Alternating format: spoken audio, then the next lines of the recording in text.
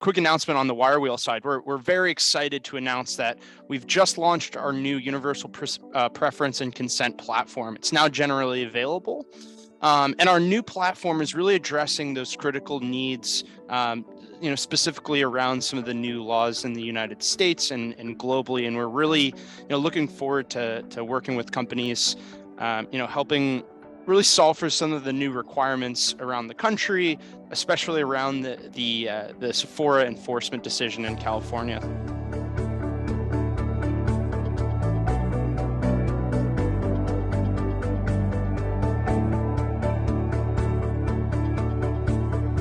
And welcome everybody. We're really excited about this panel today on extended reality. It's a place where the technology is growing so quickly, and the privacy community really just hasn't quite kept up with it. Right? It's blowing up super fast. And our two panelists today have prepared a ton of great information, and I'm super excited to hear about it. So with that, I'm just going to go ahead and introduce our panel. Lisa, do you want to start with introductions? Sure. My name is Lisa Nee. I'm a licensed attorney for 20 years. I trained at Cravath, Swaine & Moore and Fried Frank before going in-house. I've worked as legal counsel at places like Accenture, Oracle, Deloitte. And my focus has really been on emerging technology. One of my best friends is actually Andrew Bigel from who used to be the principal researcher at AI for AI at Microsoft, and I met him at MIT. He's really the one that sparked my interest in technology, and some of the places that I play in today include quantum computing and extended reality, which, as you all know, is made up of AR, VR, XR, and the metaverse ecosystem of XR. Mixed reality, and the ecosystem of XR being the metaverse. And that's what I'm going to be speaking about today, is more the metaverse with a focus on VR. Perfect. Thanks so much, Lisa. And Jill, how about you? Hi, I'm Jill Bronfman, Privacy Counsel for Common Sense Media. They hired me back in June of 2018 from my work at UC Hastings Law School teaching privacy law. And my work centers around conducting privacy evaluations of private companies and working with a consortium of 400 schools and districts to find out what they're buying and what they're interested in having us evaluate. Awesome. Thanks, Jill. Jill, I think your section is up first. Do you want to dive in? Sure. Let's start the slides. All right. Whoops, we could go back one, maybe just to do the title. Yeah. Yeah, there we are. So this title that you see right here is the title of our latest research. And I usually have to clarify when people ask questions about Common Sense Media that, number one, it's a nonprofit. And so all of our resources and our research and our reports and our privacy evaluations are all available for free on our website. And we're donor and member funded. And this title, Privacy of Virtual Reality, Our Future in the Metaverse and Beyond, is a little bit of a joke. It's a little bit of a Toy Story joke, like, going to the future and beyond, which, like to infinity and beyond. And the picture is also a little bit of a joke that we chose for the cover of the report, because one of the first things I noticed about this picture is the virtual reality helmet is a little big for this kid, right? And it kind of does a great job, not so subtly illustrating that maybe virtual reality as it stands now, maybe not in the future, but as it stands now, virtual reality and younger children is a difficult matchup. Okay, next slide.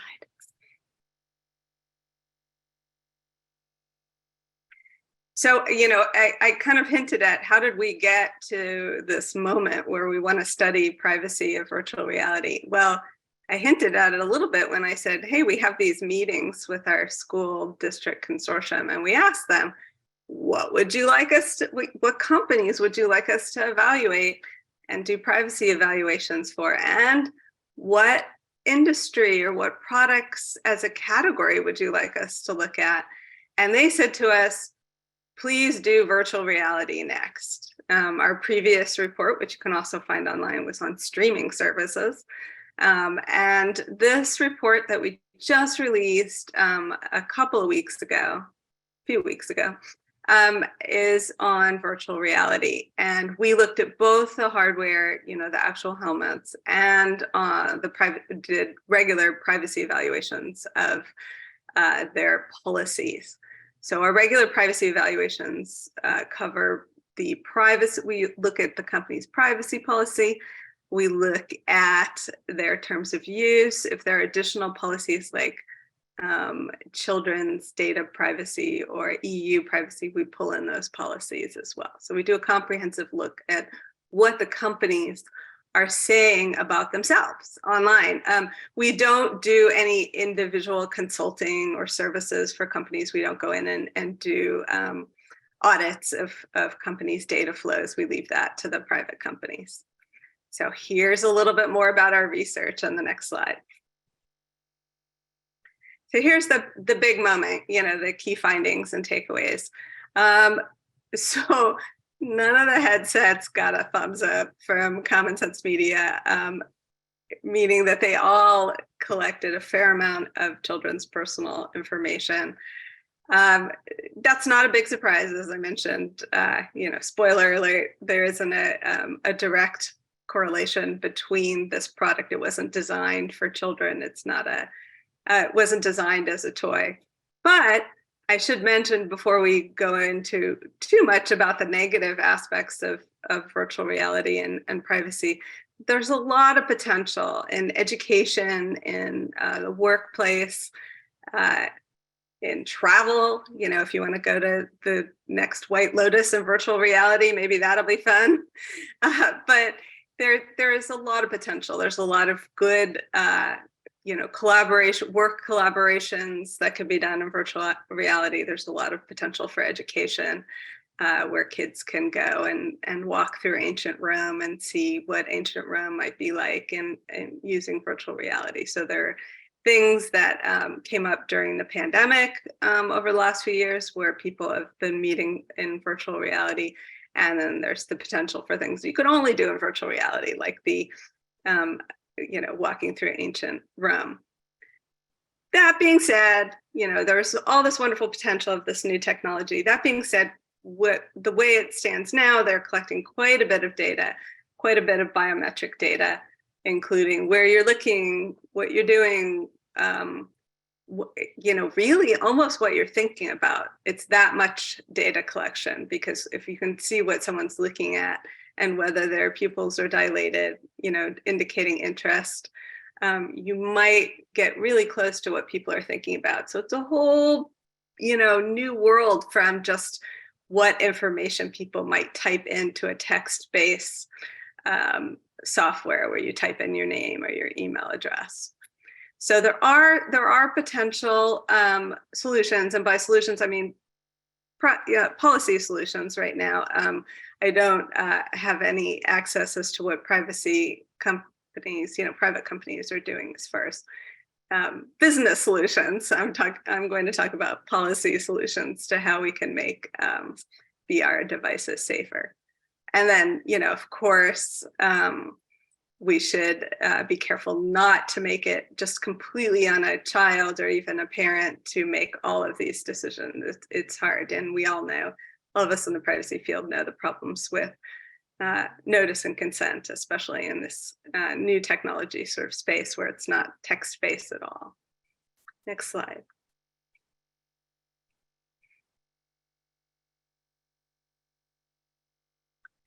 Why are we looking at it now? As Sheridan mentioned, it is a great time to look at this new technology. I mean, people are out there using it, no doubt. It's not like it's so nascent that it's only being used in a lab. It is out there in the world, and people are using it in education and workplaces, as I mentioned. However, it is still, I feel like we still have a little bit of a potential to get in on the ground floor and do privacy by design and make some recommendations, at least be transparent, which is really the only goal of our privacy evaluations to surface some of these issues and talk, to make them part of the conversation and to make transparent what companies are currently doing so we can improve them and improve the privacy and improve the safety for kids. Next slide. Yeah, so bad news. We can't recommend a single VR headset that we tested. We did test everything, there are VR headsets and VR products that we didn't test. We looked at what the schools were using the most, or what was most popular in the market now. Of course, it's always a snapshot, and there could be new companies, coming onto the market and becoming more popular. And certainly, if we didn't recommend, if we didn't evaluate your company, it doesn't mean necessarily that it was perfect and we didn't have anything to say. And it doesn't mean that it was terrible and we didn't evaluate it. It just means, we're a small nonprofit team and we can only do so many evaluations. But there's still a fair amount of tracking, as I mentioned, and a fair amount of showing third-party advertising. So, difficult to recommend for children's use, may still be, in some cases, safe for adults. Next slide. Yeah, so why are they collecting all this data? Yeah, we do have, if you look at our questions online, and I can share that GitHub with anybody who's interested in the nitty gritty of how we do the evaluations. We do make distinctions, as most people who work for data and tech companies will be glad to know. We make a distinction between data collection for the actual use of the product or even product improvement, versus collecting personal data for profit, for selling advertising within the product and externally. We make that distinction as well. But, and we also make the distinction between generic traditional advertising and personal advertising that is personalized or based on user experience. So there's a lot of tracking going on in VR, as I mentioned, a lot of data collection, more data collection than we can possibly even imagine with our adapting brains, which have not yet evolved to kind of imagine how much data collection these devices can do.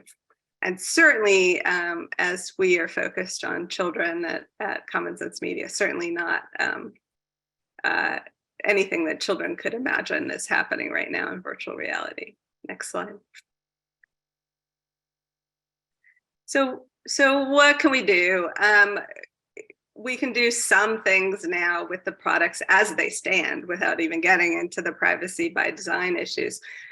Some of the devices and some of the products do have options for privacy settings. Our privacy evaluations look for those, and we're happy to see them. We give a point for having privacy settings. Those are wonderful.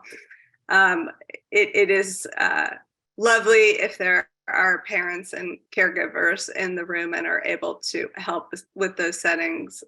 We acknowledge with a lot of our products, our experiences as lawyers, as policy analysts, as teachers, as parents, are that there is not always a parent or caregiver in the room. And so we'd like these products to be a little bit more protective for children, or at least have a kind of a one and done safety setting. So we're not, we're protecting kids even if they're not being supervised every second while they're in virtual reality, just to keep them safer. Next slide.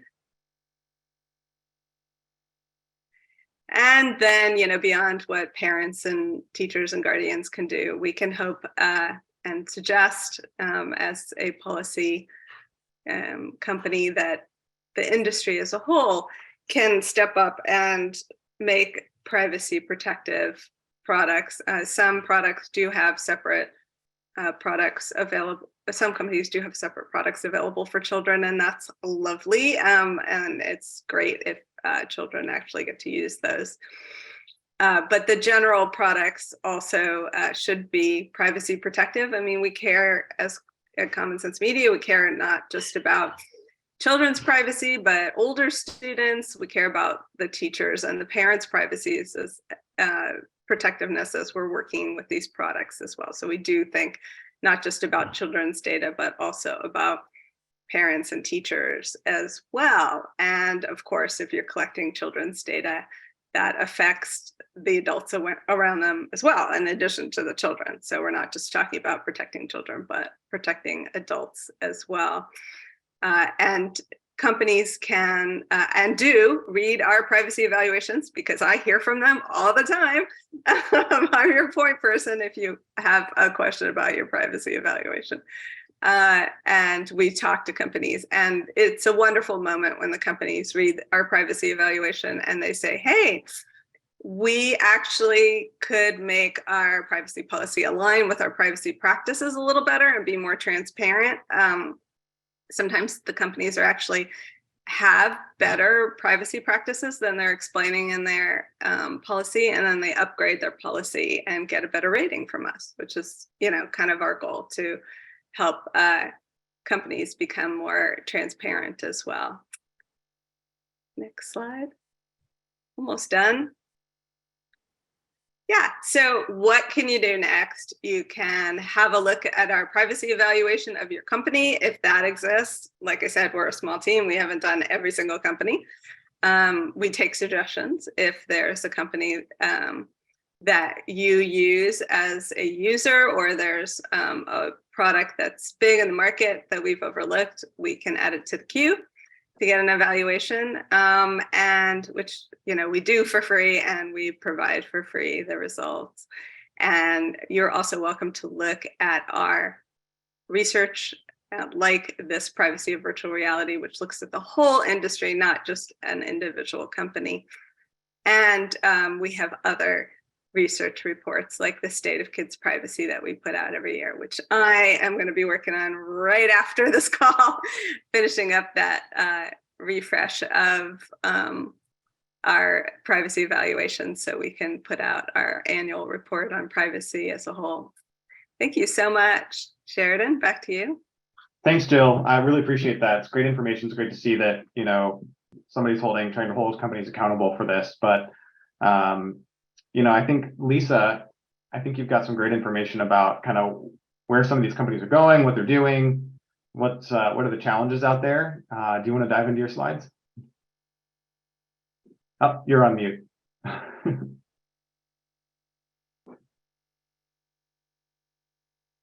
Sorry about that. Next slide, please. So first, I want to talk a little bit about what is the metaverse. Metaverse has been a very trending term recently, but I want to go back to the fundamentals. So there's a difference between the metaverse and XR, or extended reality. Extended reality encompasses a really wide spectrum of immersive technologies, whether it's augmented reality, AR, virtual reality, VR, or mixed reality. Now, the term metaverse really was coined by Neil Stephenson in 1992 in a novel called Snow Crash. And what it was a term that he used to describe a three-dimensional virtual space that humans, as programmable avatars, interacted with each other and other software agents. And so it was sort of metaphoric to what a real world was. In terms of what is a metaverse technically, you have to think of it as a collection of virtual spaces that's created and kind of on a convergence of virtually enhanced physical and digital realities. And in its most fundamental terms, I've tried to describe here what it is that metaverse is trying to be. And the best way to think about it is that it's the next iteration of the internet, as a single, universal, and immersive virtual world. And there are two characteristics to think about it. It's the virtual shared space, and that it is an independent economy, leveraging things like blockchain and NFTs, non-fungible tokens, NFTs. Metaverse is not device dependent, nor is it owned by a single vendor. It is, again, an independent virtual economy that's enabled by digital currencies and non-fungible tokens. And again, contributing trends include VR, AR, flexible work styles, head-mounted displays, AR cloud, the Internet of Things, 5G, artificial intelligence, and really importantly, spatial computing. Next slide, please. So when I talk about combinatorial innovations, these are the trends that are being reported currently from a hardware perspective, from a computing perspective, and an infrastructure perspective. And Gartner has been so kind to see what are the opportunities available for organizations today. Next slide, please. But the trends that I really think are important to think about and that have really been very current and trending is that spatial computing. So a 3-layer technology stack where you are enabling folks to really work in a more less flat kind of experience, which is also enabling Web3, which is basically a very complementary technology that enables applications to be decentralized and allows users to create identities and those avatars and that information about themselves. What's really kind of exploded, in my opinion, has been the concept of digital twinning, both of a person and a customer, which is where a lot of retail organizations are kind of jumping into and enabling them to kind of enter the metaverse. Next slide, please. And so the first example that I want to talk about is physical concerts versus virtual concerts. So in 2022, when coronavirus was first emerging, a rapper, Travis Scott, had a virtual concert that was hosted on Fortnite. And it was unprecedented because 12.3 million people actually showed up. And on the right, I've given you kind of a really, hopefully, impactful illustration of that difference between the physical and the virtual, right? And the benefits of a virtual concert. From a physical, you could have a really poor seat. It could be hot. It could be sweaty. You could be contracting pandemic viruses. Whereas from a virtual, it is, again, the comfort of your home. And I'm not supporting any sort of break of criminal or fraudulent activities, but if you have a virtual seat, you could actually have more than one person experience what's going on. And if you go to the video link that I've provided here for that concert, you'll see a bunch of moving bodies, and these are dancing figures that actually represent actual individuals.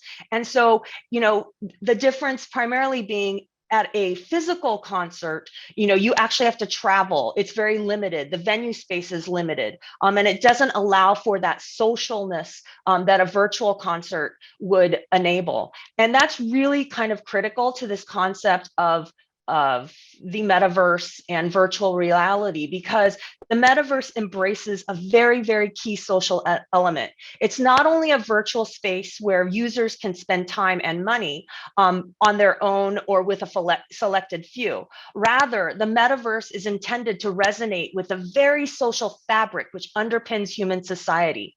Once in the metaverse, you or your avatar are able to interact humanely by looking at each other in the eyes, perceiving body language, and maybe even shake hands and hug each other, which was really limited if you think about it during the pandemic.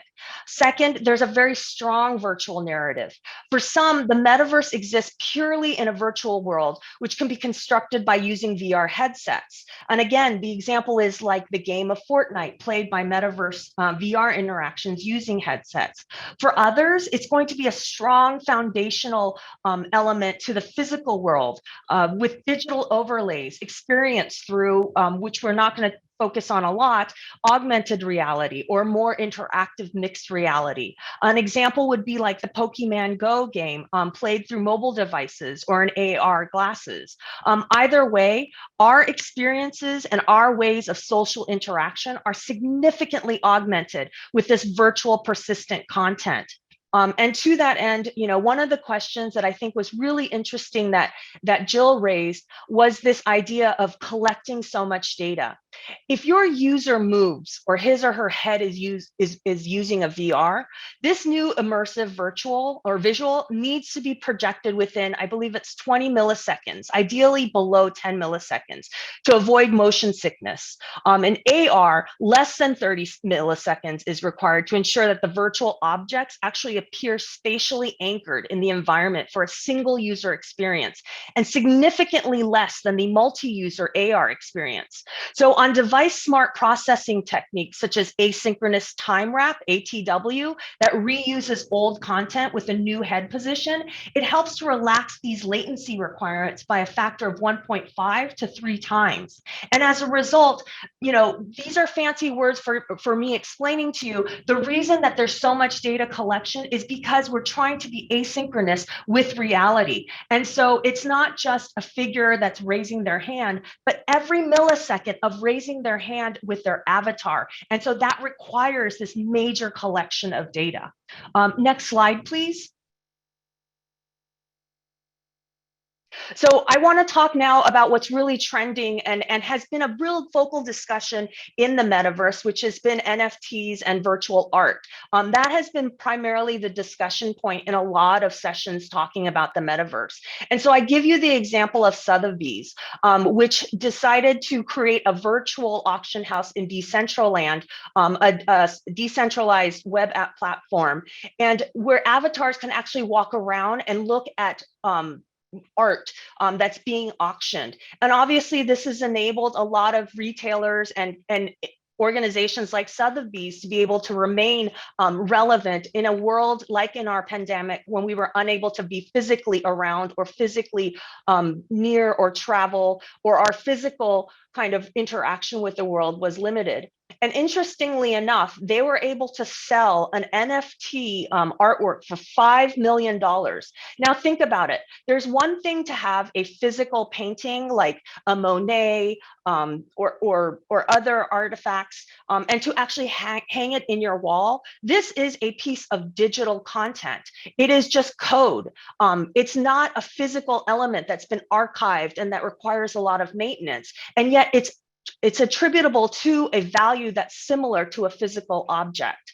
And so that's been a really interesting and kind of, I think, a commercial driver for a lot of organizations now, not just in the art space, but the retail space, to move into the metaverse. Next slide, please. The most interesting use case that I think has been around Nike, and they're using and leveraging the metaverse.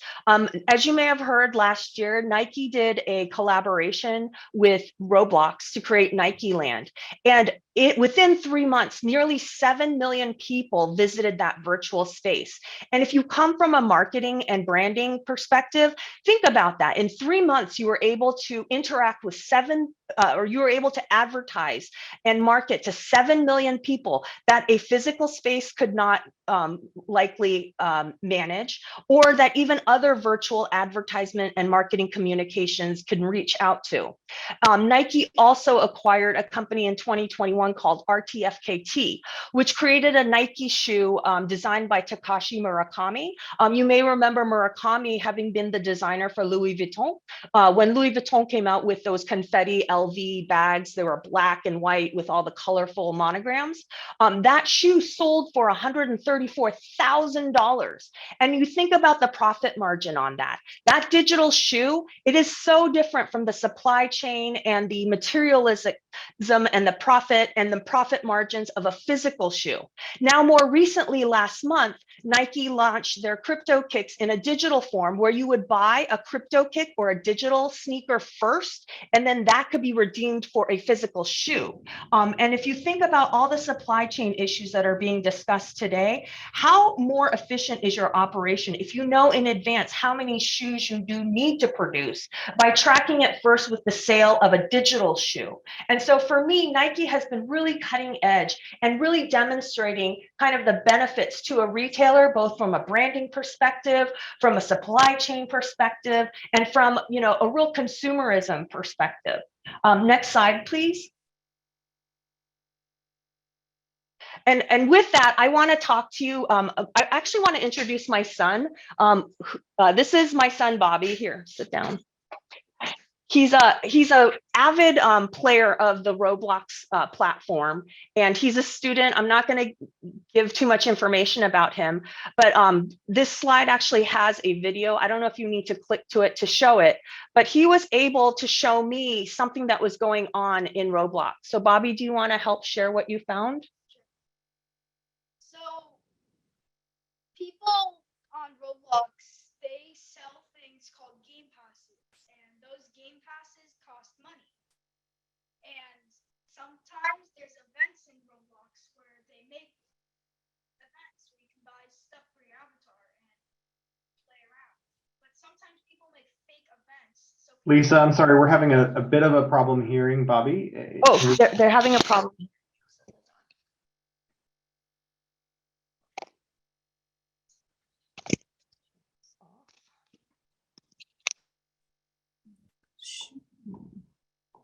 Exit full screen.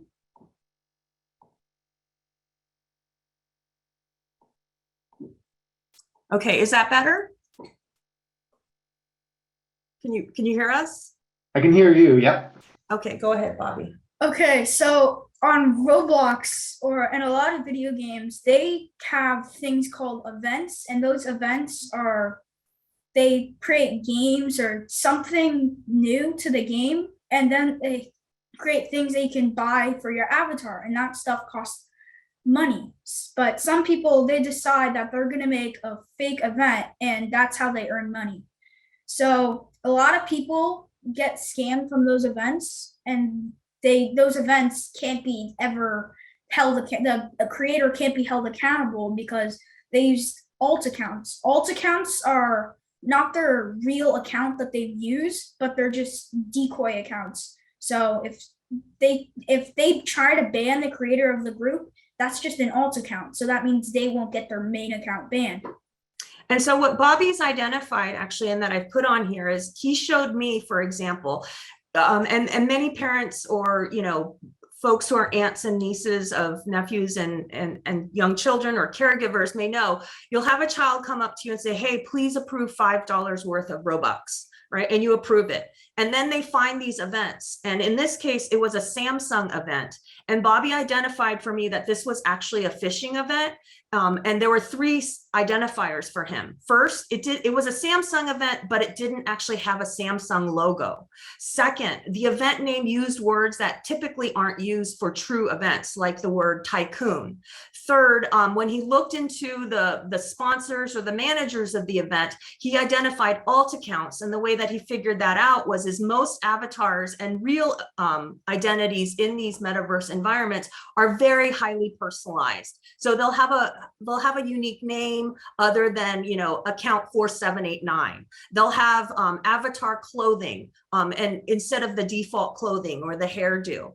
And if you think about it, a lot of children may be too embarrassed to let their parents know, I was scammed, or if they do buy a pass to this event and then the event disappears, they may think, I got the time zone wrong. And so a lot of money is going into these scamming events. And as a parent and as a privacy professional, that's really concerning to me because who is going to be training these children? And to Jill's point, this seems like the right and appropriate time to start shaping our generation to be aware of this. Thank you, Bobby. Go do your homework. Next slide, please. So I think this is where Jill and I were going to have some discussion about some of the things that we were talking about.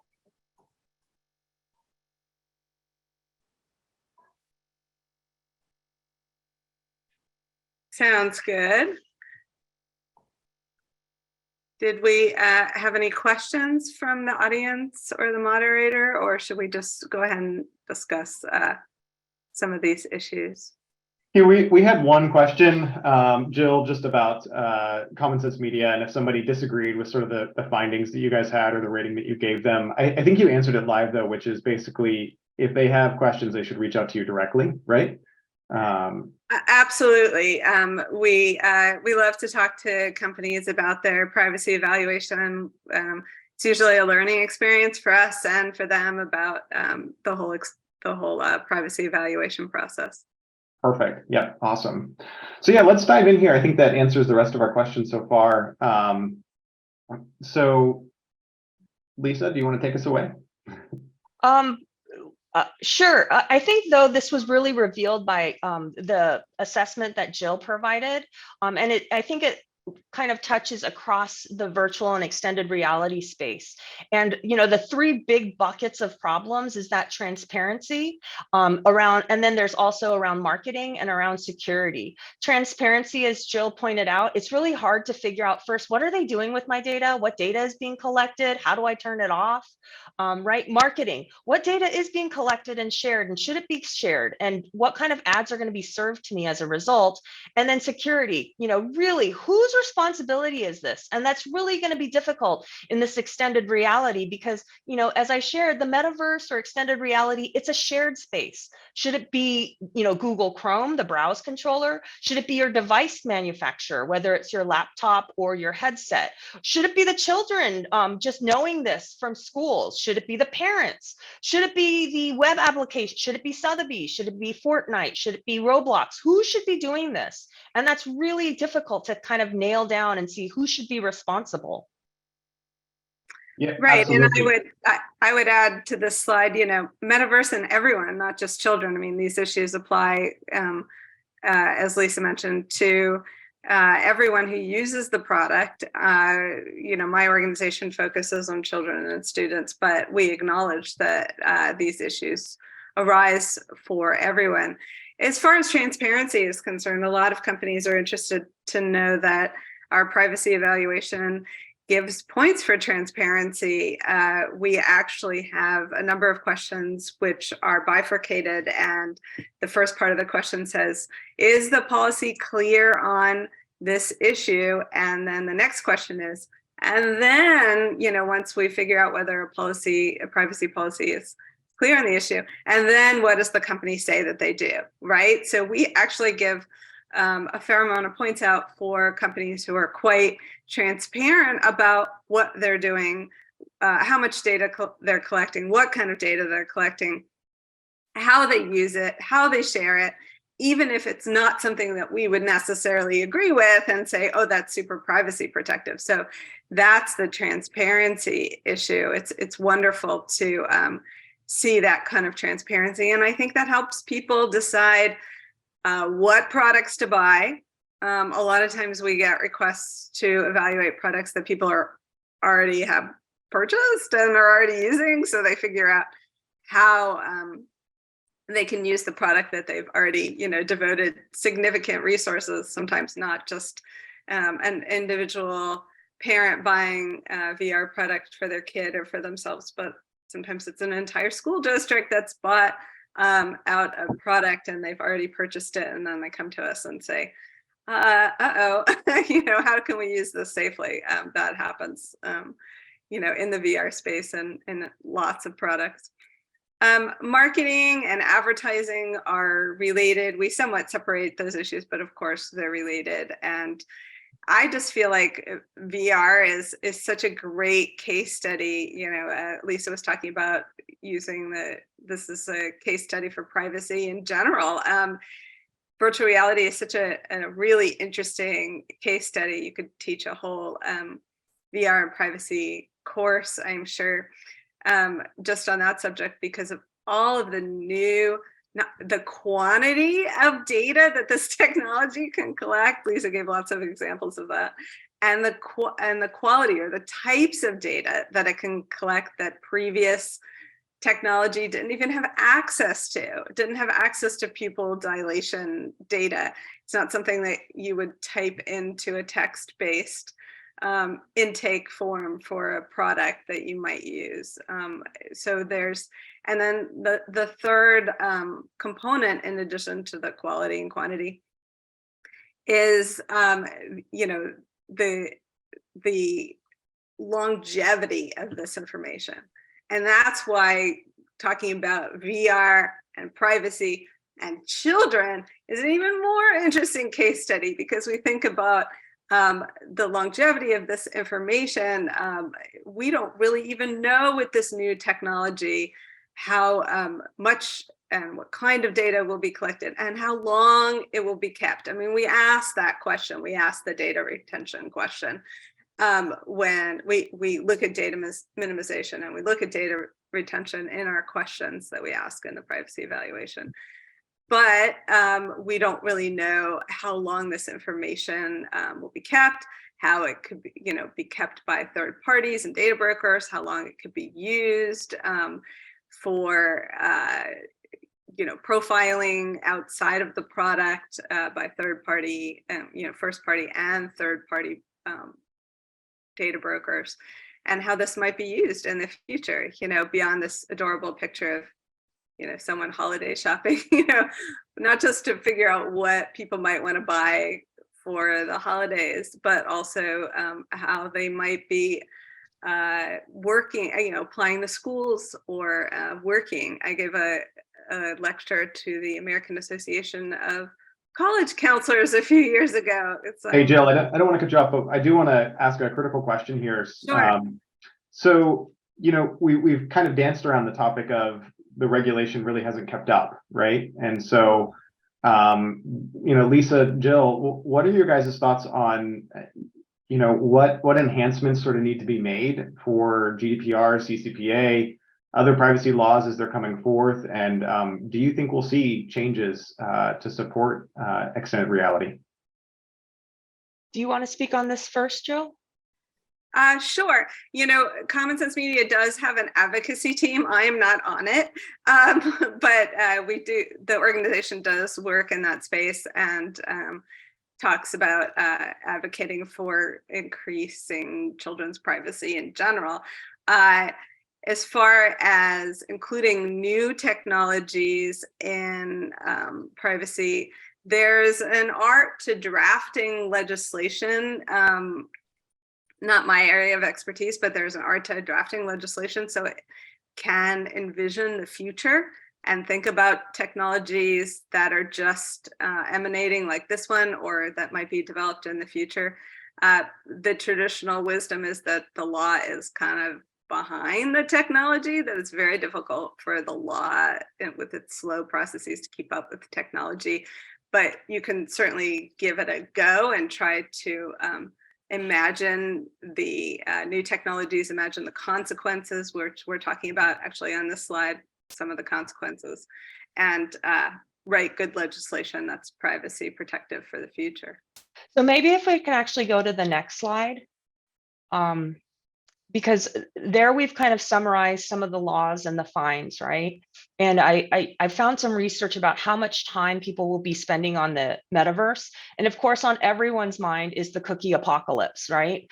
Google has extended that they're going to attempt by 2024 for cookies to go away. And I bring this up because there's kind of a balancing scale, right? You need the data for certain specific requirements, as we all know, there are required cookies to make sure that, for latency issues. So it collects data about the font size that works for you so that the next time you go to that website, it doesn't have to adjust and readjust, right? Same thing with VR and AR, right? They may be looking at your pupils to figure out this font size or this color works for you as a user. And so the next time you put on that headset, it'll work for you. But there's that loophole argument.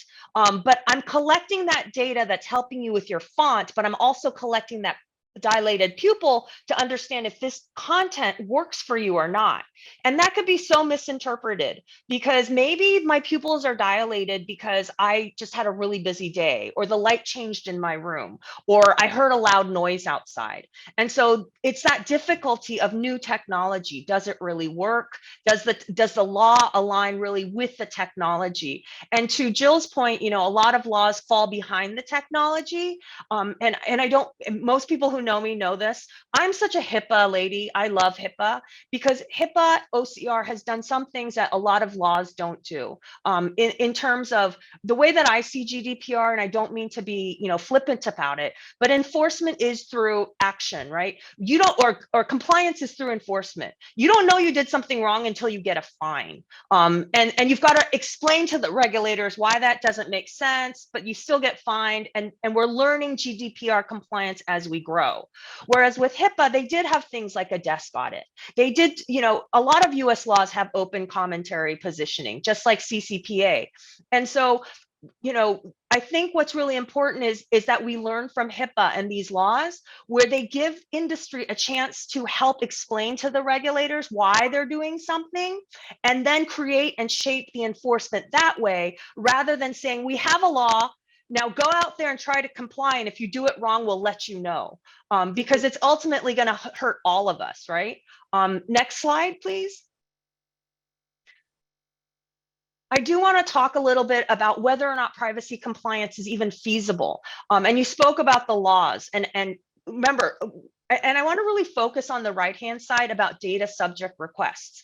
The problem with XR is that when someone, so let's go back to that shoe, right? Let's say I bought Michael Jordan's shoe. Michael Jordan bought it from Nike. I bought it from Michael Jordan, and now Sheridan buys it from me. As a data subject, I have a right for my information to be deleted, right? But you can't do that in extended reality because it's working on a public blockchain on a ledger basis. So how can I prove that that shoe from Michael Jordan actually came from Michael Jordan if I take away Lisa's purchase information from Michael Jordan to me to Sheridan? You just can't do that.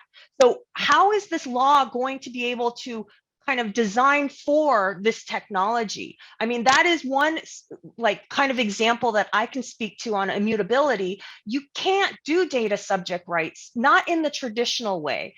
Maybe you could do some de-identification or some hashing or do some sort of alteration, so that when I say delete my data, you let them know in advance. We're never going to be able to delete your data, but we can use a different pseudonym name for you.